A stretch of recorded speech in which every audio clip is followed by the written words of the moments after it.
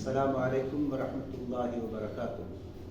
نحمده ونصلي على رسوله الكريم. أما بعد فقد قال الله تعالى في محكم التنزيل: أعوذ بالله من الشيطان الرجيم. بسم الله الرحمن الرحيم. يا أيها الذين آمنوا كتب عليكم الصيام كما كتب على الذين من قبلكم لعلكم تتقون. قال النبي صلى الله عليه وسلم: خير الكلام كتاب الله وخير الهدي هدي محمد صلى الله عليه وسلم. صدق الله العظيم وصدق النبي الكريم. ربي أوزعني أن أشكر نعمتك التي أنعمت علي. اللهم اغفر شيوخنا ولجميع الحاضرين برحمتك يا أرحم الراحمين. அன்பிற்குரிய அல்லாஹ்வின் நல்லடியார்களே, தாய்மார்களே, சகோதரிகளே, துவக்கமாக நான் ஓதி காட்டிய வசனத்திலே அல்லாஹ் சுப்ஹானஹு வ தஆலா நோன்பு எதற்காக கடமையாக ஆக்கப்பட்டிருக்கிறது என்கிற விஷயத்தை சொல்லுகிறார். முந்தைய சமுதாயத்திற்கு கடமையாக ஆக்கப்பட்டதை போலவே உங்களுக்கும் இந்த நோன்பு கடமையாக ஆக்கப்பட்டிருக்கிறது. எதற்காக? நீங்கள் இறையச்சம் பெறுவதற்காக என்று அல்லாஹ் சுப்ஹானஹு வ தஆலா சொல்கிறார். இந்த நோன்பை எப்படி வரவேற்க வேண்டும் என்பதை நபிகள் நாயகம் ஸல்லல்லாஹு அலைஹி வஸல்லம் அவர்கள் நமக்கு கற்றுத்தருகிறார்கள். கிட்டத்தட்ட 2 மாதங்களுக்கு முன்பிருந்தே அதற்கான வரவேற்பு வேலையிலே நபி ஸல்லல்லாஹு அலைஹி வஸல்லம் தயார் ஆகிவிடுகிறார்கள். ரஜபு மாதம் பிறக்கிற போதே அவர்கள் இந்த பிரார்த்தனையை ஓத வேண்டும் என்று நமக்கு கற்றுத்தருகிறார்கள். அல்லாஹும்ம பாரிக் லனா ஃபி ரஜப வ ஷஅபான் வ பல்லிக்னா ஷஹ்ரல் ரமலான். இறைவா, இந்த ரஜபுடைய ஷஅபானுடைய மாதத்திலே எங்களுக்கு பரக்கத் செய்வாயாக, ரமலானை நாங்கள் அடையும் பாக்கியத்தை எங்களுக்கு தருவாயாக என்கிற பிரார்த்தனையை நபிகள் நாயகம் ஸல்லல்லாஹு அலைஹி வஸல்லம் நமக்கு கற்றுத்தருகிறார்கள். கிட்டத்தட்ட 2 மாதங்களுக்கு முன்பிருந்தே அதற்கான ஆயத்த வேலைகளில் ஈடுபட வேண்டும் என்பது, அதற்கான கவனம் வேண்டும் என்பது இந்த பிரார்த்தனை நமக்கு கற்றுத்தருகிறது.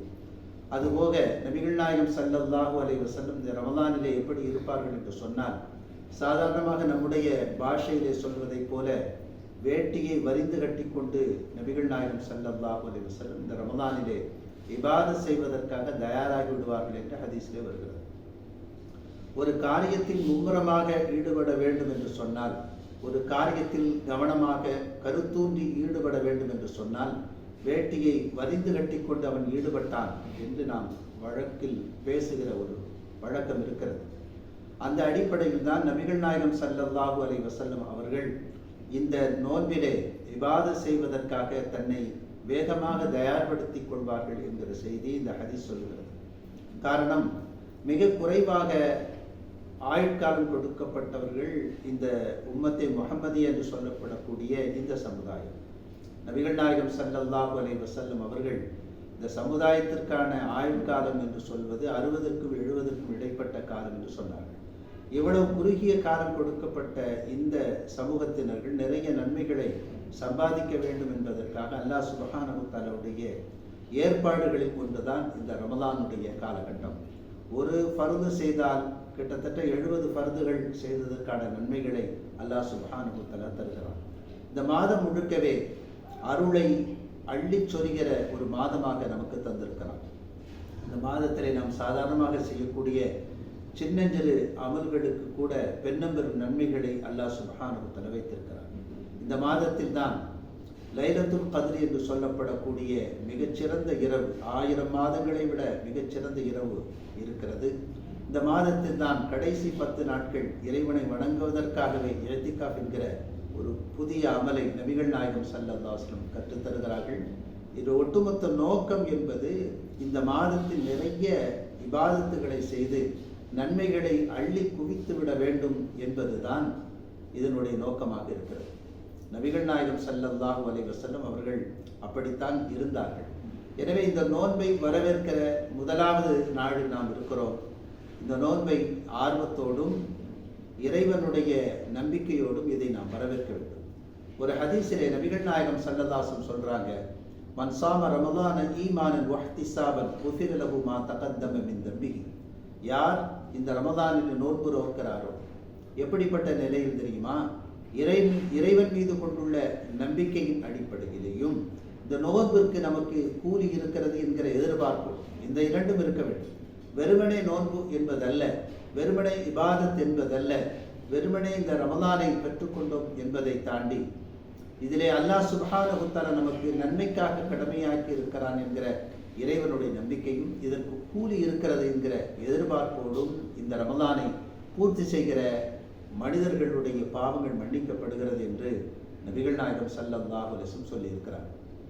எனவே ஈமானும் வேண்டும், இஹ்திசாப் என்கிற நன்மை எதிர்பார்க்கிற ஒரு தன்மையும் வேண்டும். அப்படி செய்கிற போது அல்லாஹ் சுப்ஹானஹு வ தஆலா நம்முடைய எல்லா பாவங்களையும் மன்னிக்கிறார்.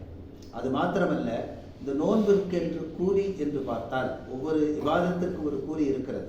இந்த நோன்பிற்கென்று ஒரு கூலி என்று பார்த்தால் அது இறைவன் தான் கூலி. இந்த நோன்பு எனக்காக என் அடியான் நோன்பு இருக்கிறான், நானே அவனுக்கு கூலியாக மாறிவிடுகிறேன் என்று அல்லாஹ் சுப்ஹானஹு வ தஆலா சொல்கிறார். இதுபோல வேறொரு இபாதத்திற்கு வேறொரு நல்லறத்திற்கு இறைவன் சொல்லவே இல்லை.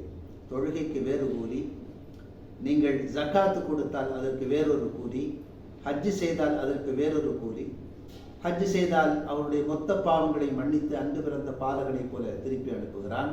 இப்படி ஒவ்வொன்றுக்கும் ஒவ்வொரு விதமான கூலி இருக்கும்போது இந்த நோன்புக்கு மட்டும் இறைவனே கூலியாக வந்து விடுகிறான் என்பதுதான் இதனுடைய விசேஷமான தன்மையாக இருக்கிறது. ஆக இந்த விஷயங்களை கவனத்தில் வைத்துக்கொண்டு நபிகள் நாயகம் ஸல்லல்லாஹு அலைஹி வஸல்லம் அவர்கள் எப்படி இந்த நோன்பை வரவேற்றார்களோ ஆர்வத்தோடு, இறை நம்பிக்கையோடு, நன்மை கிடைக்கும் என்கிற எதிர்பார்ப்போடு, அதே தன்மையோடு நாமும் இந்த ரமலானை வரவேற்க நாம் தயாராக வேண்டும். அல்லாஹ் சுப்ஹானஹு வ தஆலா இந்த மாதத்தில் நாம் செய்யக்கூடிய எல்லா காரியங்களையும் ஏற்றுக்கொண்டு, நோன்பு உள்ளிட்ட நல்லறங்களை ஏற்றுக்கொண்டு அவனையே கூலியாக பெறுகிற பாக்கியத்தை நம் அனைவருக்கும் தந்தல் புரிவானாக. ஆமீன். வாஹிரு தஅவானா அனில் ஹம்துலில்லாஹி ரப்பில் ஆலமீன். வஸ்ஸலாமு அலைக்கும் வரஹ்மத்துல்லாஹி வபரகாத்துஹு.